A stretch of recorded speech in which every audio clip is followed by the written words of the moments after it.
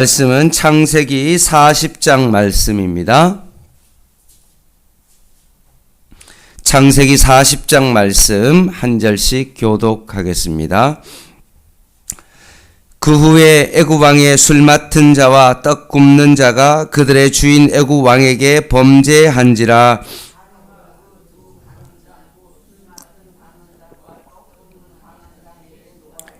그들을 친히 대장의 집 안에 있는 옥에 가두니 곧 요셉이 갇힌 곳이라.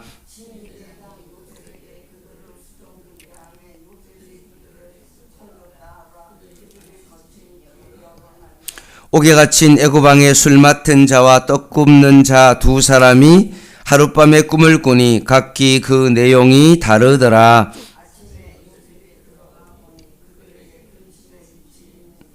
요셉이 그 주인의 집에 자기와 함께 갇힌 바로의 신하들에게 묻되 어찌하여 오늘 당신들의 얼굴에 근심의 빛이 있나이까?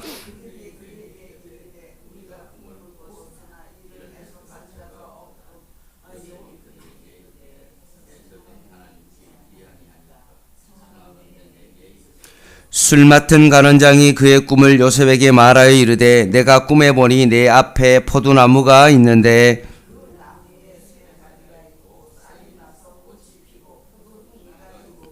내 손에 바로의 잔이 있기로 내가 포도를 따서 그 즙을 바로의 잔에 짜서 그 잔을 바로의 손에 드렸더라.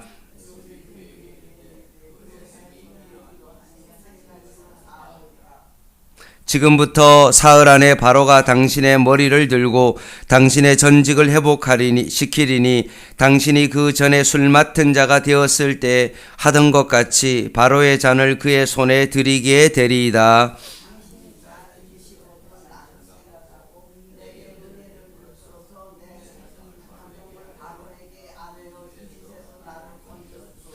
나는 히브리 땅에서 끌려온 자요 여기서도 옥에 갇힐 일은 행하지 아니하였나이다.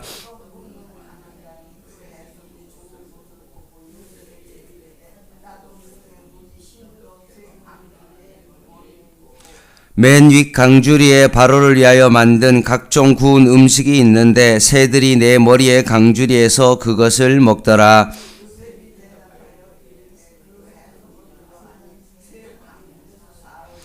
지금부터 사흘 안에 바로가 당신의 머리를 들고 당신을 나무에 달리니 새들이 당신의 고기를 뜯어 먹으리이다 하더니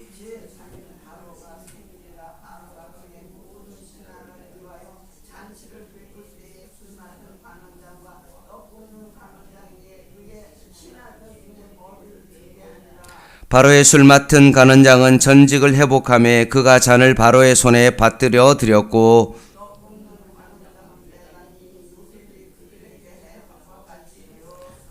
같이 읽겠습니다. 술 맡은 간원장이 요셉을 기억하지 못하고 그를 잊었더라. 아멘.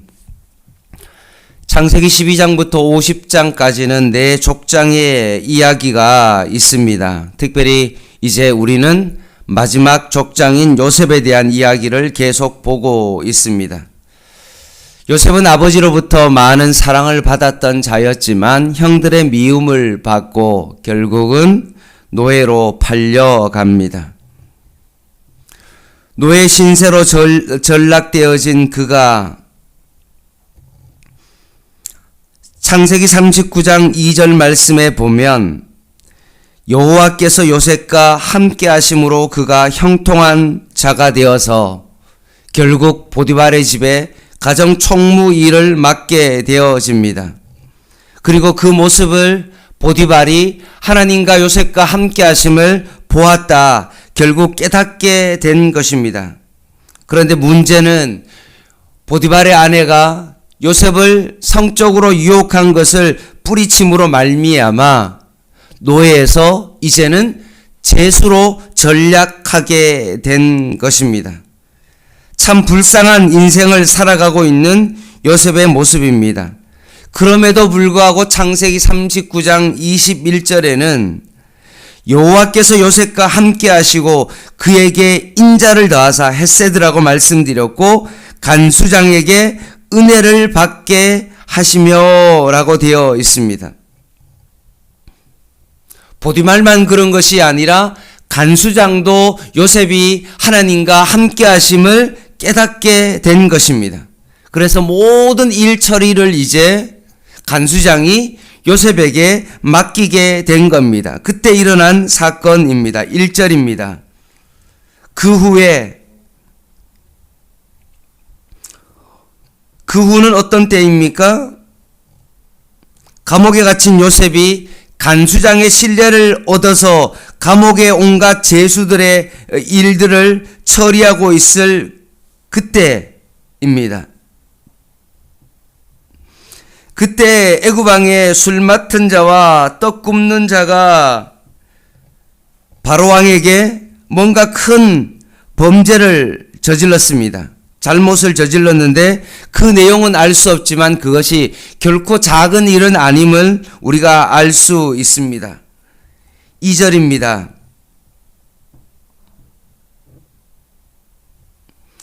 그리고 그 떡 맡은 자와 술 맡은 자가 2절에 보면 간원들 가운데 장이었습니다. 책임자였습니다. 그리고 술과 떡은 왕의 어떤 생명과 직결되어지는 그런 부분이기 때문에 뭔가 바로왕에게 애굽왕에게 신뢰를 얻을 만한 그런 사람이죠. 되게 가까운 사람입니다. 그리고 우리가 아는 것처럼 술만 뭐 따라주고 그냥 떡만 주는 그 정도의 어떤 사람이 아니라 지금으로 말하면 비서실장과 같이 뭔가 이렇게 나라의 일들에 대하여 국사를 논의하고 서로의 의견을 주고받는 그런 사람입니다. 최측근이죠. 결코 가볍지 않는 사람입니다. 그런데 3절 하반절에 보면 뭐라고 되어 있냐 하면 그들의 옥에 가두어졌죠. 뭔가 큰 죄를 지어서 가두어졌는데 거기 어떤 단어를 쓰냐 하면 곧이라는 단어를 쓰고 있습니다. 곧 요셉이 갇힌 곳이라 라고 되어 있습니다.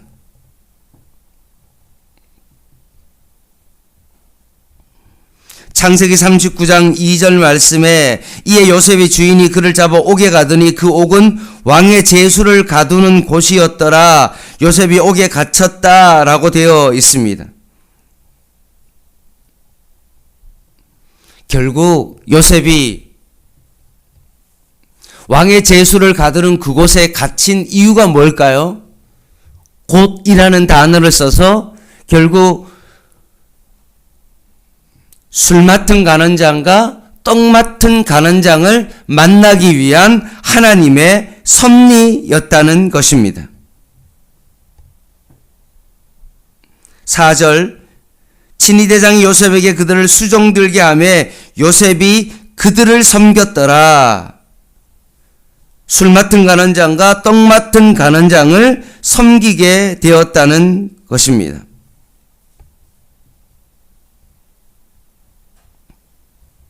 왕의 측근으로 거기만 계속 있는 것이 아니라 분명히 때가 되면 언젠가는 복직될 수도 있는 그런 가능성이 있기에 하나님은 그들을 섬길 수 있도록 하나님께서 그 길을 여신 것이죠. 그리고 보디발의 아내가 자신이 강간을 당했다고 보디발에게 말했지만 사실은 보디발의 아내의 평소의 행실이 그렇게 썩 좋지 않았음을 아마 보디발은 아마 어느 정도는 알고 있었고 그냥 바로 죽이기에는 보디발의 생각에는 너무나 아까운 사람이고 어느 정도 믿을 만한 사람이기 때문에 뭔가 기회를 주기 위하여 감옥에 가두었는데 결국 그것이 술 맡은 간원장과 떡 맡은 간원장을 영향력 있는 그 사람을 정말 바로왕의 최측근을 만날 수 있도록 하나님께서 허락하셨던 것입니다. 5절입니다. 옥에 갇힌 애굽왕의 술 맡은 자와 떡 굽는 자가 하룻밤에 꿈을 꿉니다. 두 사람이 꿈을 꾸지만 내용이 다르다라고 말씀하죠. 우리가 생각하는 지금의 어떤 꿈과는 조금 다르게 뭔가 신의 계시를 전달하는 어떤 그런 모습으로 꿈이 나타나는 것입니다. 여러분, 오늘 이 말씀을 오해하시면 안 됩니다. 혹시나 내가 꿈을 통해서 하나님의 뜻을 알겠다, 그것은 이제 절대 아닙니다. 이제는 계시된 하나님의 말씀 외에는 우리에게 정말 하나님의 뜻을 전하는 것은 없습니다. 그것만큼 정확한 것은 없습니다.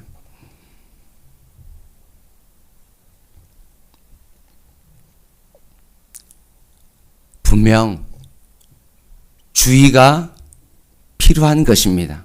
오늘날 꿈을 통해서 하나님의 뜻을 알아가는 것은 정말로 위험한 것이고 주의를 요하는 것입니다.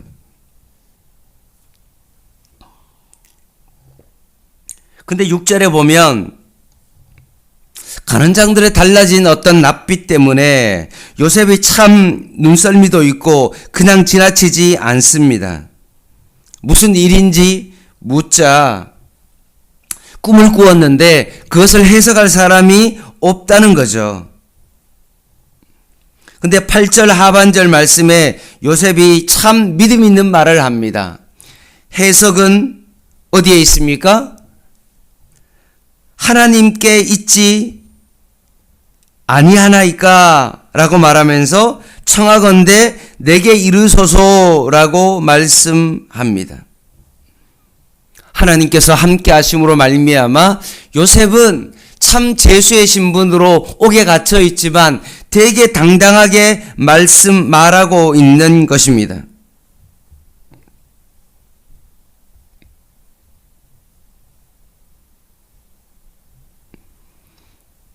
내가 어떤 환경 가운데 있다 할지라도 하나님께서 함께하고 있다는 이 확신 가운데 살아가는 것은 너무나 중요합니다.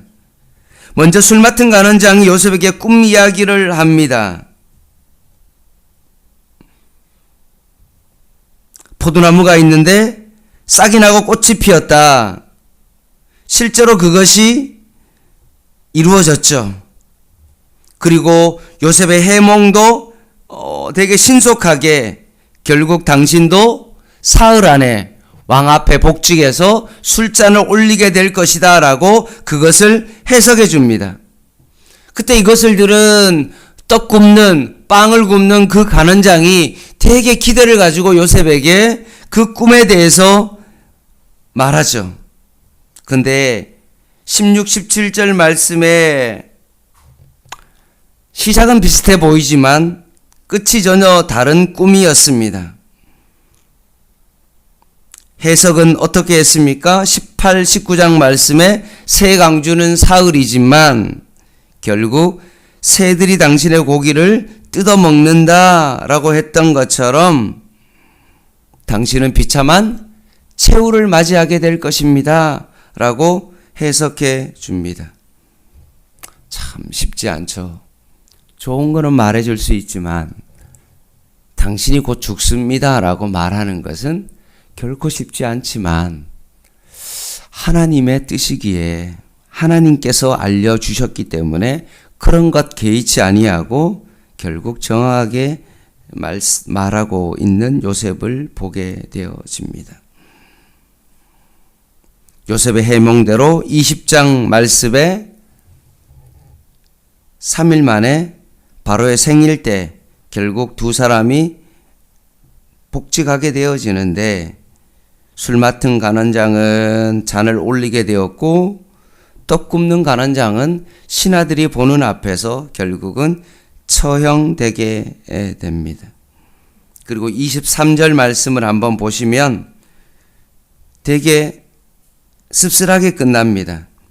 술 맡은 간원장이 요셉을 기억하지 못하고 그를 잊었더라.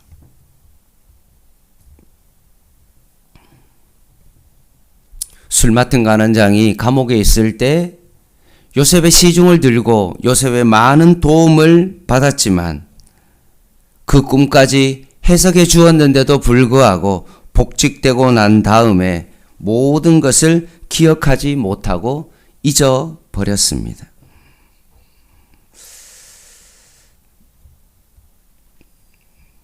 결국 모든 일들이 원점으로 돌아가게 된 것입니다.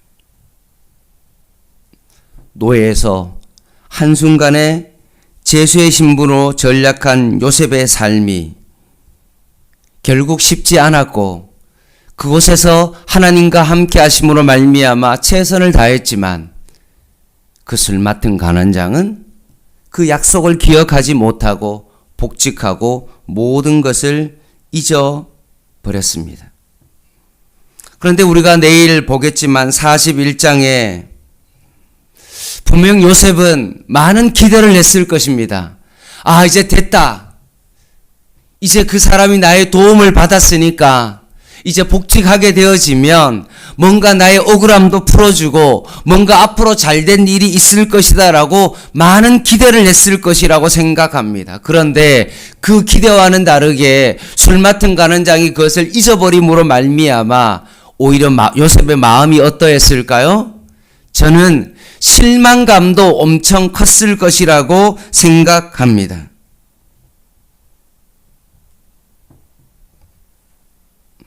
그리고 제수로서의 그 상황을 또다시 막닥뜨리게 되어지는 요셉의 모습을 보게 되어집니다.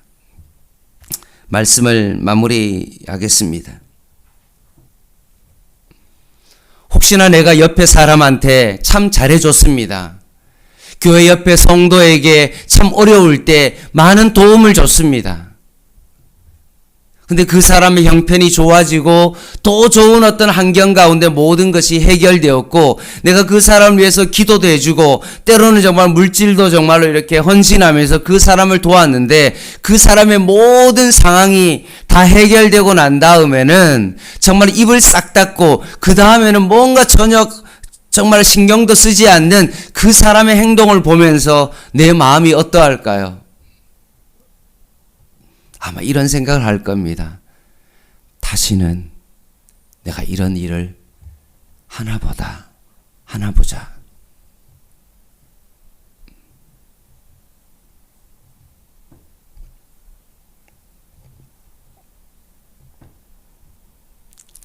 근데 여러분,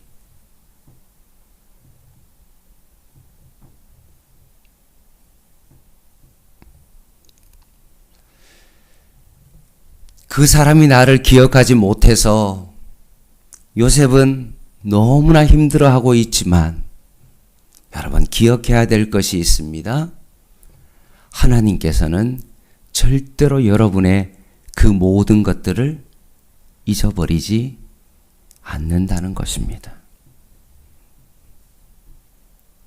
세상의 모든 사람은 여러분을 배반하고 여러분의 그 선의에 대해서 그것을 잊어버릴지라도 하나님만은 절대로 여러분의 그 삶과 여러분의 그 선의를 하나님은 잃어버리지 아니하신다는 말씀입니다.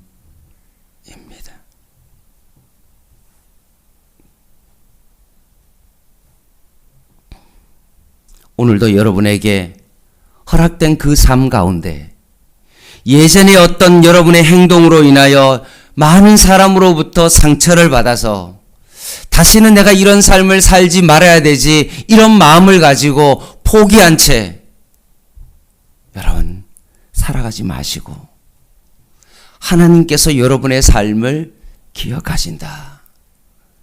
하나님은 여러분의 삶을 다 알고 계신다라는 그 사실을 기억하시고 오늘도 하나님의 함께 하심으로 말미암아 다른 사람에게 하나님의 사랑을 전하고 그들에게 선의를 베풀며 최선을 다해서 살아갈 때 하나님께서 여러분의 모든 것을 기억하시고 때가 되면 하나님께서 여러분의 삶을 회복시키고 모든 것을 갚아주시는 그런 때가 분명히 있을 줄 믿습니다.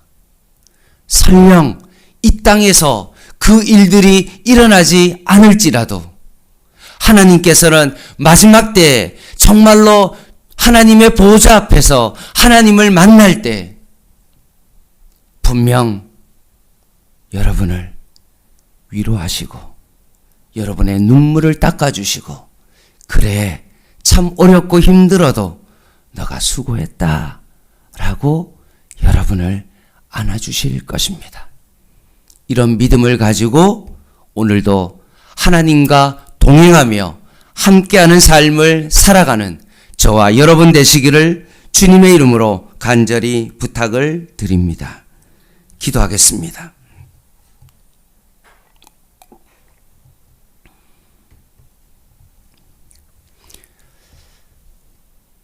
하나님 아버지, 예상치 못했던 하나님 요셉의 삶 가운데도 원망과 불평의 삶으로 점철되어 요셉이 살아가지 아니하였고, 오직 한결같이 하나님의 동행하심을 통하여 살아갔던 요셉의 삶이 나의 삶이 되게 하여 주시고, 세상의 모든 사람은 기억하지 못할지라도 하나님께서는 요셉의 그 모든 삶을 기억했던 것과 마찬가지로 오늘도 우리의 삶을 기억하시는 그 하나님 앞에 살아가는 저희들의 삶이 되게 하여 주시옵소서. 예수님의 이름으로 간절히 기도드립니다. 아멘. 개인 기도 하시겠습니다.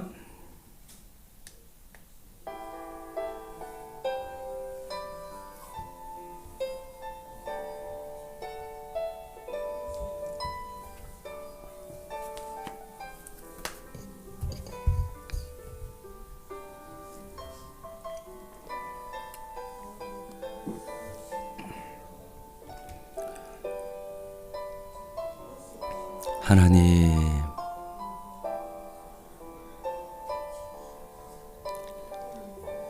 주변의 사람들이 나를 기억하지 못해도, 그 마음을 이해하지 못한다 할지라도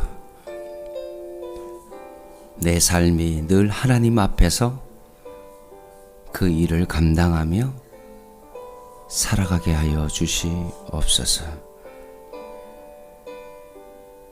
코람데오의 삶을 살아가게 하여 주시고, 오늘도 하나님의 중심의 그 삶을 살아가게 하여 주시고, 오늘도 깨달은 그 말씀을 중심으로 살아갈 수 있는 자가 되게 하여 주시옵소서. 오늘도 주님을 바라보며 믿음으로 살아가게 하여 주시옵소서.